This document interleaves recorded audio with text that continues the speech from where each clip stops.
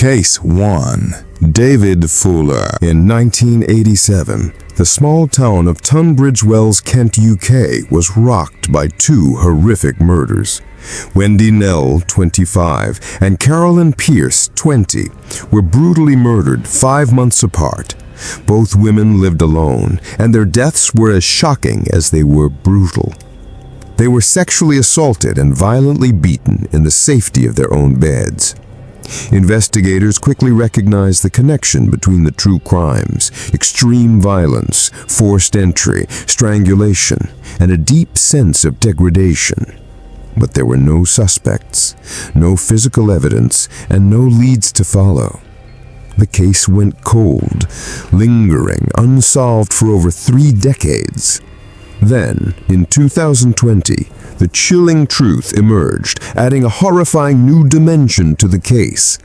David Fuller, a hospital electrician, had worked at Kent and Sussex Hospital and later Tunbridge Wells Hospital for more than 30 years. On the surface, Fuller appeared to be a reliable, dependable man, trusted with keys and access to areas others couldn't reach. Nobody suspected that behind his professional exterior, a monstrous predator lurked. In December 2020, after years of dead ends, investigators finally got a break. A DNA match linked Fuller to the 1987 murders. The discovery would soon become even more disturbing. When police searched his home, they uncovered a digital horror that would haunt them forever. On multiple hard drives hidden within his home, authorities found over 800 videos, disturbing footage that showed Fuller filming himself committing unspeakable acts. These were not crimes in the typical sense. They were acts of necrophilia. Fuller had been secretly filming himself sexually abusing the bodies of women and girls in the hospital morgue over the course of 12 years. The victims were as varied as they were innocent, from women aged 9 to 100. Some had recently passed away, awaiting their funeral collection. Others were children, teenagers, and elderly women. He preyed on the dead with no remorse, exploiting their vulnerability in the most grotesque and unimaginable way. He knew the hospital layout well, having access to restricted areas, and would sneak into the morgue after hours. There he would undress the bodies of the deceased and film himself committing these heinous acts. These women had no chance to scream or fight back. They were already gone. And yet Fuller, with no compassion, violated them posthumously. When confronted by the police, Fuller showed no emotion as he calmly admitted to everything. He confessed not only to the 1987 murders, describing in eerie detail how he had forced his way into the women's homes, beaten them, and left them dead, but he also admitted to his years of necrophilic abuse. His only explanation for his actions was that he had urges he could never control. He offered no remorse or rationale, simply stating that he couldn't stop himself. Investigators believe there may be over 100 additional victims who fell prey to Fuller's necrophilic desires. His digital archives were meticulously organized, with folders sorted by names, dates, and even hospital IDs. The realization that loved ones who had already been laid at rest had been violated in such a horrific manner sent shockwaves through the victims' families. They had buried their loved ones believing that they had been treated with dignity, only to be told that their last moments of peace had been stolen from them. One mother, devastated by the revelation, said, "We gave her a peaceful funeral. We didn't know what he'd done. We didn't know he'd taken that away from her." Among the victims was a 9-year-old girl and a 100-year-old woman who had died peacefully in her care home. The depravity of Fuller's actions knew no bounds, showing no limit, no shame, just the cold calculation of a predator. In November 2021, David Fuller pled guilty to 2 counts of murder. and over 50 charges of necrophilia and sexual abuse of corpses. Additional violations numbering over 100 were revealed later. He was sentenced to life in prison with a whole life order, ensuring he would never be released. Fuller, now in his 60s, showed no remorse for his actions and remains unrepentant. He is currently held in maximum security prison where he is likely to spend the rest of his life. The fallout from this case prompted a nationwide investigation into hospital security, particularly within the NHS. How could this have happened? There was no surveillance in the morgue, no record of Fuller's late-night entries, and no one monitoring access to the restricted areas where he had unrestricted access. It was a catastrophic security failure, with consequences too horrifying to fully grasp. In response, hospitals across the UK are now under immense pressure to overhaul their mortuary protocols, install surveillance cameras, and ensure strict monitoring of staff access to prevent such an atrocity from ever happening again. Case 2. Stephen Port. Stephen Port seemed harmless. A quiet, socially awkward man, he lived alone in a modest flat in Barking, East London, and worked as a chef at a bus depot cafeteria. On the surface, his life appeared uneventful. He told stories about being wealthy and connected, but in reality, he was lonely, and he harbored a dark obsession with young, vulnerable men. In June 2014, Port began using dating apps like Grindr, FitLads, and Gaydar, presenting himself as younger and more successful. Once he lured victims to his flat, he offered them drinks laced with GHB, a powerful sedative. Many of his victims had no idea what they were ingesting. Port's first known victim was 23-year-old Anthony Walgate, a fashion student. Port hired Anthony as an escort, drugged him, and raped him. When Anthony began convulsing, Port did nothing. Instead, he dragged his lifeless body outside and called emergency services, claiming he found him collapsed on the pavement. Despite inconsistencies in his story, the police didn't arrest Port, and the case went cold. Port killed again. His next victim was 22-year-old Gabriel Cavari. After drugging and raping him, Port left Gabriel's body propped against a church wall, pretending it was the body of a homeless man. Then came 21-year-old Daniel Whitworth, whose death followed the same pattern. This time, Port planted a fake suicide note, claiming Daniel had killed Gabriel out of guilt. Without forensic testing or further investigation, the case was closed. 3 men were dead, and Stephen Port was still free. Jack Taylor, a 25-year-old forklift driver from Dagenham, became Port's next victim. Jack's family described him as cold-hearted, with no history of drug use. Jack met Port on Grindr in September 2015. CCTV footage showed them walking toward Port's flat at 3 a.m., but Jack was never seen alive again. His body was later found outside the same church wall as the others, with a cause of death being GHB overdose. This time, Jack's sisters, Donna and Jenny, refused to let the case be ignored. They found crucial CCTV footage that the police had missed and linked Port to multiple victims. They forced Scotland Yard to reopen the investigation. When police raided Port's flat, they found dozens of drug vials, sex toys, and videos of unconscious victims being assaulted. They also discovered disturbing photos and search histories related to raping drugged men. Port had not only killed, he had documented his crimes. The investigation revealed that Port had drugged and raped at least 12 other men who survived, but never reported their assaults. His digital evidence was a catalog of horrors. In 2016, Port stood trial at the Old Bailey. The media dubbed him the Grinder Killer. Throughout the trial, Port remained emotionless, even as photos and rape videos were shown in court. The prosecution argued that Port had used his victims as objects for his sick fantasies. The jury found him guilty of 4 murders, 4 rapes, 10 sexual assaults, and 7 druggings. He was sentenced to life in prison without the possibility of parole.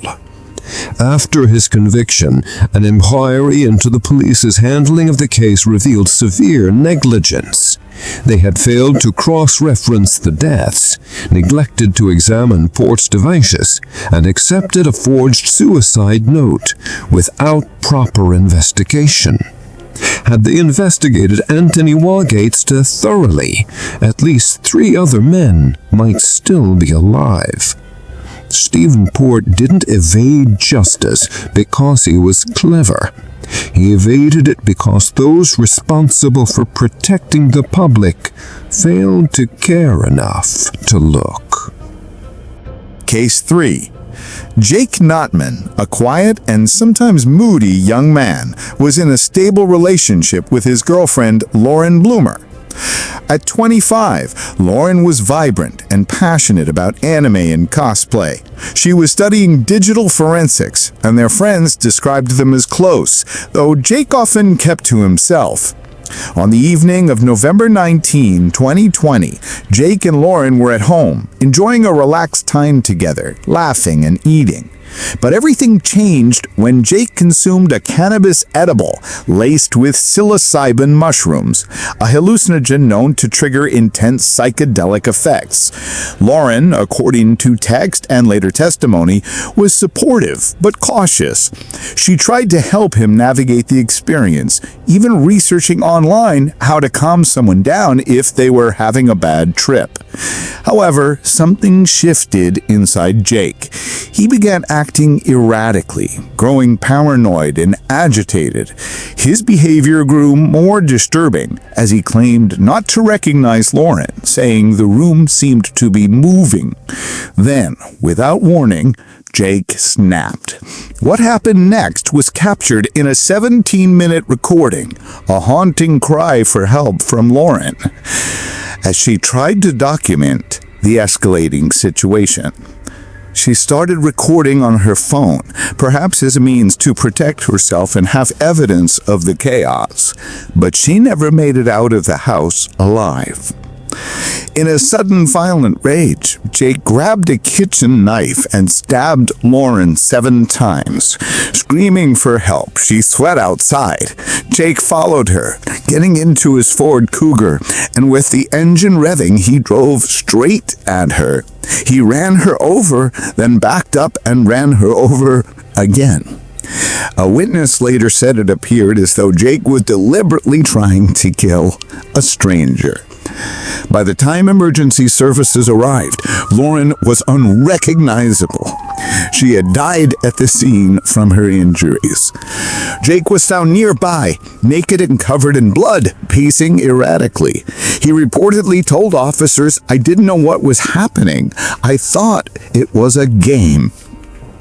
He was arrested on the spot, but the case soon sparked national debate over drug-induced psychosis and the issue of criminal responsibility. The prosecution argued that Jake had brutally murdered Lauren, driven by unrestrained rage, regardless of the drugs in his system. The defense, however, claimed that Jake had entered a state of acute psychosis triggered by the mushrooms, and that he had no prior mental illness. Psychiatrists testified that Jake could not distinguish reality during the attack. After a lengthy trial, the jury accepted a plea of manslaughter by diminished responsibility. They acknowledged that Jake wasn't insane, but concluded he wasn't fully in control of his actions either. The verdict left many questioning the balance between accountability and the effects of chemical substances on the mind. In November 2021, Jake Notman was sentenced to 8 years and 8 months in prison for manslaughter. The sentence was widely criticized as being too lenient, given the brutality of the crime. Lauren Stanley, devastated by the loss of a woman they described as full of life, felt betrayed by someone they believed they could trust. Lauren's mother, tearfully speaking out, said, "We miss her laugh, her kindness, and we can never forgive what happened." Jake Notman, who had no prior history of violence, destroyed a life in one night under the influence of a drug he chose to take. The tragic death of Lauren Bloomer left a deep scar on all who knew her. Whether it was a psychotic break or the eruption of buried rage, Lauren the knife was stolen, and the consequences of that fateful night will ripple through many lives forever. Case 4. Caius Veiovis. Caius Veiovis stood in court, his appearance enough to chill anyone in the room. His forehead was adorned with horns surgically implanted, his eyes tattooed pitch black, and the number 666 etched between his eyebrows. His tongue was split like a serpent's, and his ears had been pointed, all adding to his terrifying image. His face was a canvas of skulls, pagan symbols, and madness. He called himself Caius Veiovis, though that wasn't his real name. Born Roy C. Gutfinski Jr. in Maine in 1980, he legally changed his name in his 30s. Caius was inspired by a vampire from Twilight, and Vio came from a Roman god of plague and vengeance. His appearance and chosen name were designed to instill fear. Over time, that fear became a reality. It all began in August 2011 with a missing persons case involving 3 men from Pittsfield, Massachusetts: David Glosser, Edward Frampton, and Robert Chadwell. The 3 men shared a house and they vanished without a trace. As the police dug deeper, they uncovered a chilling connection. David Glosser was scheduled to testify against Adam Lee Hall, a high-ranking member of the Aryan Brotherhood prison gang. Hall didn't want that to happen, so he assembled a team to eliminate Glosser. Along with his accomplice, David Shalhoub, and a man known only as Caius Veiovis, Hall had a plan. They weren't just silencing a witness, they were erasing 3 men. On the night of August 27, 2011, the 3 victims were abducted. They were bound, blindfolded, and taken to a remote location in Berkshire County. For the next 48 hours, they were tortured and executed. Their bodies were dismembered, and their remains were buried deep in the woods. It took 2 weeks before their decomposing bodies were found, discarded like garbage in a desolate area. The killers left behind a trail. Police quickly arrested Adam Hall and David Shalhoub, but one name kept surfacing: Caius Veiovis. He had been seen driving one of the getaway vehicles, and cell tower data placed him at the crime scenes. Blood evidence and witness testimony began to build against him. At one point, Veiovis allegedly told an informant, "When you kill a rat, you make sure the body disappears or you'll get infected too." In 2014, Veiovis stood trial. As he entered the courtroom, even seasoned reporters were visibly shaken by his appearance. His black eyes, the calmness of his voice, and his constant smirking unsettled everyone. He showed no remorse. Instead, he glared at the jury as if he were cursing them with every glass. He testified that the tattoos were spiritual armor and denied any involvement in the murderous. But prosecutors painted a different picture, that of a ritualistic killer loyal to his gang and obsessed with domination and horror. On September 29, 2014, the jury found Caius Veiovis guilty of triple murder. The judge sentenced him to 3 consecutive life terms in prison without the possibility of parole. As the verdict was read, Veiovis smiled. He didn't cry. He didn't flinch. He simply smiled. Now incarcerated, Veiovis remains in near total isolation for his own safety and for the safety of others. Inmates report hearing him whisper in Latin, scratching strange symbols into the walls and muttering about being watched by spirits. Caius Veiovis didn't just look evil. He crafted his image tattoo by tattoo, implant by implant, thought by thought. He chose to embody a demon, adopting the name of a god of plague, and earned his place in darkness by helping erase 3 innocent men from this world. Some killers hide behind normal faces. Some wear masks. But Caius Veiovis carved his evil into his flesh for the world to see. And when he stares at you from his prison cell, you'll understand that the devil doesn't always need fire to burn.